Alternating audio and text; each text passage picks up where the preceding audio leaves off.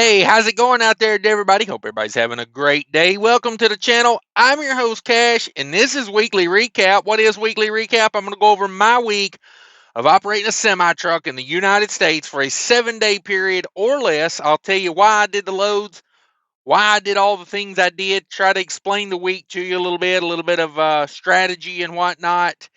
And maybe you'll learn something from it. If you know somebody needs this information, be sure to send them this video. If you want more of this, be sure to hit the like button. Let me know you like it. And we'll get on with it. I am leased to an 80-20 split carrier. I do not talk about the carrier. These are, numbers that are obtainable. Find yourself a nice local refrigerated carrier if you want similar numbers to this. I would say um, some things to look for in a carrier. Find a carrier that where they work together for a greater good. To me, that's the big thing. Somebody that's got some connections. They've put the time in, the effort in to build a nice carrier for you to lease onto. You benefit a lot from the work they've put in on previous time. So that's just a few things. I go over the variable cost at the end. I'll say this is the money left to do what I have to do with. There's where you'll plug in fixed costs like your truck payment, your insurance, all that stuff. I don't really talk about that much because it's really up to you to figure all that out because everybody's going to be so different. That's just my opinion on it.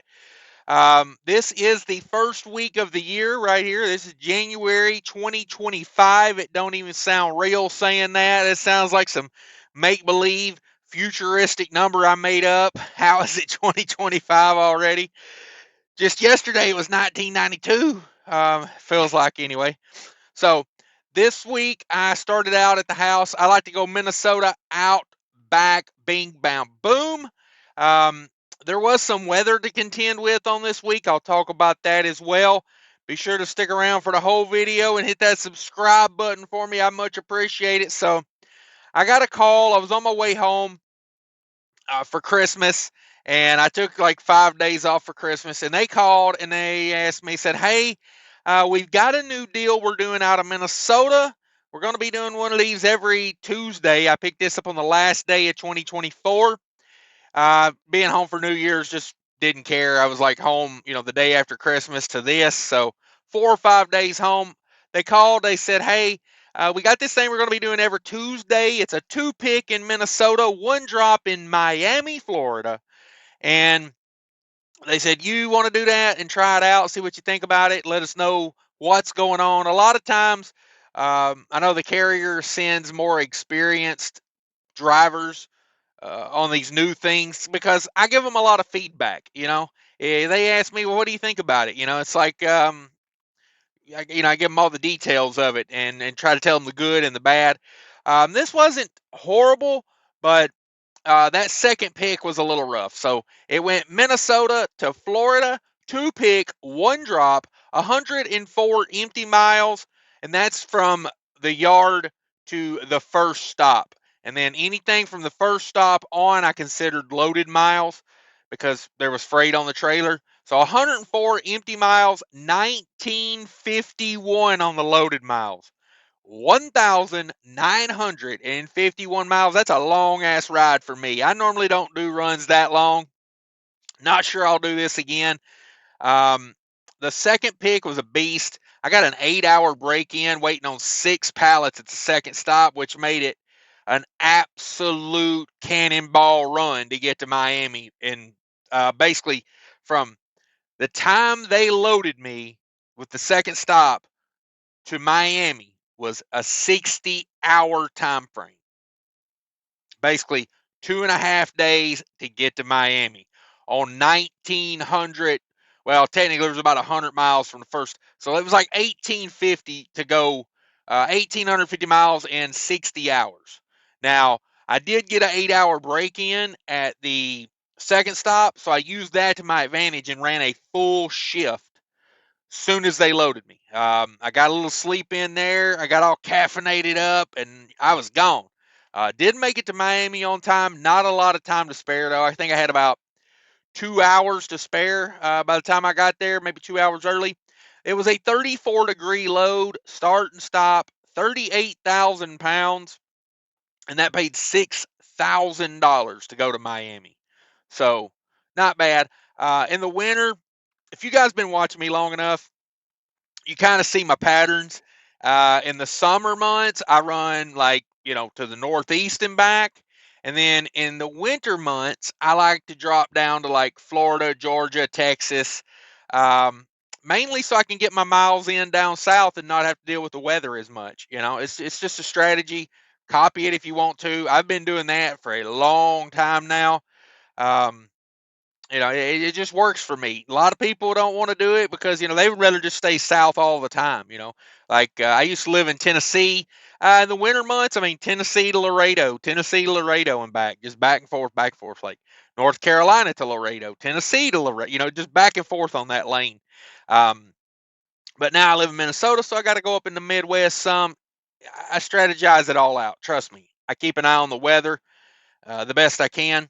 And that came into play on this one. So we got down to Miami, got unloaded. They called me and said, we have got actually they called me the day before I got to Miami and said, we got you a load straight out of Miami back to Birmingham, Alabama. And I said, oh, okay, that sounds pretty good because there was weather coming across like basically that line where like Missouri, Tennessee and Kentucky, like northern Tennessee up into Kentucky and Ohio. They got it pretty good. So I wanted to stay south of that instead of getting a run all the way back up. So that's kind of the strategy here, and that plays into even the following week. So stay tuned for that one. But that load was a banger. Florida to Alabama, one pick, one drop, 36 empty miles, 755 loaded miles, and that's 791 total miles. 33 degrees, 4,000 pounds. It was 3 pallets of grapes, and that paid $1,600. Yeah, I was pretty damn amazed at that, getting over $2 a mile coming out of Miami. Pretty good. It's pretty good, especially on a load that only weighs 4,000 pounds, one pick, one drop. Delivered on a Sunday, no less. Oh, you gotta love a Sunday delivery because that means you're squeaky clean, ready to go for Monday morning. See, if I can get a place to take a load on Sunday, I love that because, like I said, I'm done, I'm clean, I'm ready to go first thing right off the bat Monday. Everybody else is getting unloaded. They're trying to schedule some freight. They're trying to make moves.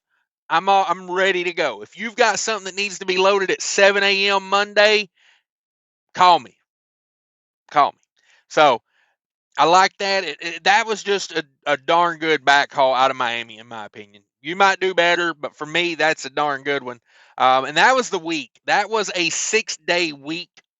Um, I could have, popped around, did something for a 1-day run, but I really just don't like doing it. I don't like living week to week. You know what I mean? I do what's best for my business overall. You know, I don't try to, squeeze in a 1-day run just to put it on the week because honestly, I don't care. You know what I mean? If 1 week's a little better, 1 week's a little worse. It does not matter. It's what you do. I kind of look at it monthly, but really I don't judge it until it's like yearly, because if you sit around and worry about every single day, you overthinking it, in my opinion. It's kind of like fueling. If you are worried about, fueling every, to make sure, like, oh, I don't want to get fuel today because today's the cutoff on payroll to get fuel. If you're thinking like that, or as one coach of YouTube trucking once said, don't buy fuel before you go home because then it just sets in your tanks all weekend. No, no. Yeah, you're fired as a coach. You're not even an assistant coach in my world, but it's like you do what's best overall for your business. Okay, so that's what I did. The week ended 6-day week. We start off the next week, on a 6-day period like that. But overall, not a bad week in my opinion. To go to Miami and back up to Birmingham. So let's go over the numbers of the week. Total gross revenue for the week, $7,600. That Miami thing is okay. It's not super interesting to me. I like to be home too much, because to go to Miami and back, even on a cannonball run, it's a 7-8 day turn at best. So, um, probably not for me. I don't like to go that far out. But we'll see, because when you hit a $6,000 lick, the third day into the month, that's a good start to the month. I mean, I'm just saying, that's how you start a month. But 76 total for the week, $6,080. My 80%, 80-20 split carrier. Together we made 7,600. My part of that was 6,800. And let's talk about mileage. That's a long ass run to Miami from northern Minnesota, let me tell you. 2,846 miles all in, 2,706 loaded miles, 140 empty miles, a 5% deadhead. So pretty good long mileage loaded up and trucking, let's talk about the rate per mile for the week. 267 every mile the truck turned, paid $2.67 a mile total. That's with the carrier's part and my part.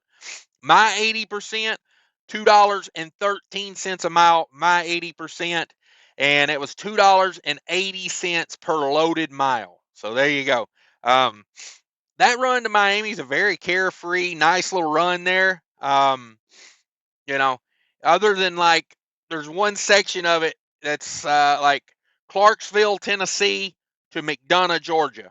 There's about a 300-mile stretch that's just stop and go, clogged, run it at night type running.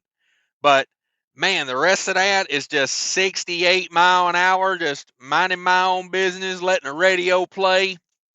It's a good way to make money. It's a damn good way to make money. Let's go over the variable cost.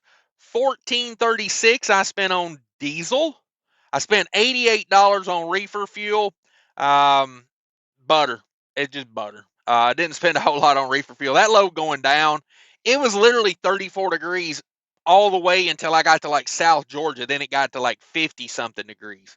But it was a cold week, so it just worked. And then that was start and stop. And the grape load obviously was on continuous because I run all produce on continuous, uh, as I think it should. But the load was only on the trailer for like a day and a half, basically. I sat there all wait into the afternoon for them to load it, and they loaded it right about sundown. And then I ran it a little ways, got up the next day, finished up the load, delivered it first thing Sunday morning. So not a lot of reefer fuel in this week. Nice. $60 on DEF fluids. So been bought DEF at the normal truck stops. Man, it's like $4 something a gallon at all the truck stops. Now I like to get my DEF at, I know a couple truck stops where it's under $4 a gallon still, or I know a couple truck stops where it's like right at $4, but on Mudflap they give you like, a 30-cent bulk DEF discount. So, but this week, hate to say it, my mama's gonna be disappointed. I paid retail for DEF. Sorry, Mom. $75 in tolls going down the Florida Turnpike is where that money was spent. Yeah, buddy, spending that money on a Florida Turnpike. No scales, no parking, no paid parking at least. And that was all the variable cost. $1,659 variable cost. Bring over my $6,080. Subtract out that $1,659, and that pays me $4,421 left to do what I have to do with. So it's a damn good week, especially to be a 6-day week. I take them. Now, to be sure to tune in next week, because the downside is, I start my week in Alabama and go home. So there's not a whole lot of money to be made, Alabama going home. But I will tell you this. Basically, it was an 11-day run going to Miami and back the way I did it. And you'll find out it took a little longer normally than it would because I was dodging the weather. I stayed south the next week. I stayed south while the weather went by, made a little money, and then came up after the weather went by. So It stretched it out to 11 days, but I'm not mad at it because the trip to Miami and back paid, right at $11,000, and that's $1,000 a day revenue. So, um, you know, not bad for trucking. $1,000 a day revenue, especially with a fuel efficient operation and it being cold out. The reefer usage is down. Um, you know, it's something I'm not totally against doing again, especially because I could get it done in less than 11 days if the weather would cooperate. So, um, I ain't saying I won't go to Miami again soon, but hey, why wouldn't you want to go to Miami? It was 80 degrees one of those days I was down there. Them girls was walking around in them short shorts down there. Come on. Whoo, Lord is my shepherd. Knows what I want. Uh, oh, man. Sorry. But anyway, that's a week, folks. Thanks for tuning in. Be sure to smash that like button if you made it this far. Be sure to hit that subscribe and the bell button so you get notified every time I put out a video. Thanks for watching, everybody. I do appreciate it. Take care of each other out there. And remember, people are more important than trucking. Quick, I just want to remind everybody about the Mudflap app. If you're not using Mudflap, check it out, download it. It should be part of your fueling program. It's a free app. Go download it from the Apple or Android store. You sign up using credit card or bank account. No credit checks, nothing like that. No fuel card needed. Get yourself huge discounts on fuel. I buy about half of my fuel through it right now. It's an amazing free app. It's 100% legit. Sign up using my promo code there, and I'll get $10 in free fuel. You'll get $10 in free fuel. Thanks, everybody. Have a great day. How important is Wi-Fi? Very important. That's why I use Nomad Internet in my truck. Yes, sir. This is a Wi-Fi modem that you put in your truck. Check them out. Links below. This thing gets signal when my phone will not. So if you're ever stuck at that truck stop with no signal, you'll wish you had some Nomad in your truck.